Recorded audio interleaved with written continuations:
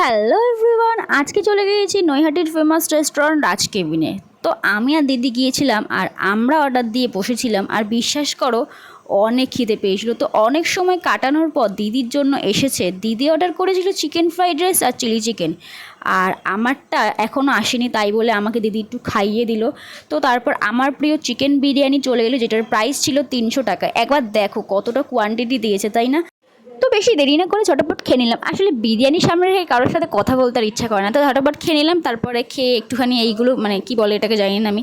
তো যাই হোক, তারপরে বিল পেমেন্ট করে আমরা চলে গিয়েছিলাম নৈহাটি থেকে ট্রেন ধরে কাঁচরাপাড়া। আর কাঁচরাপাড়া যাওয়ার সময় আমরা ছিলাম হচ্ছে এই কাকুর কাছ থেকে কাঁচা মিঠাই আম, খুব মিষ্টি ছিল, টকও ছিল। তারপর নেমে আমরা খেয়েছিলাম ম্যাঙ্গো জুস। তারপরে আমরা চলে গেছিলাম স্টাইল বাজার।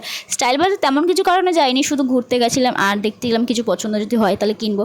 কিন্তু তেমন কিছুই পছন্দ হতো, কিন্তু ঘুরতে ঘুরতে আমার এই টপটা খুবই পছন্দ হয়ে যায়। কিন্তু আমার দিদি বললো পরে তোকে নিশ্চয়ই কিনে দেবো টপটা, চল এখন রাখ, বাড়ি চ। তো সেটাকে টাটা বলে বেরিয়ে পড়লাম বাড়ির উদ্দেশ্যে। তো যাই হোক, আর কি করা যাবে, বাড়ি চলে গেলাম। বাড়ি যাওয়ার সময় আদির জন্য নিয়ে নিলাম মিয়ামত থেকে পেস্ট্রি, আর দিদির জন্য আঙুর ফল নিয়ে নিলাম। তো আজকের ভিডিও কেমন লাগলো অবশ্যই কমেন্ট করো, ভালো লাগলে লাইক করো। আর আজকের ভিডিও এতটাই, দেখা হচ্ছে নেক্সট কোনো মিলি ব্লগে। বা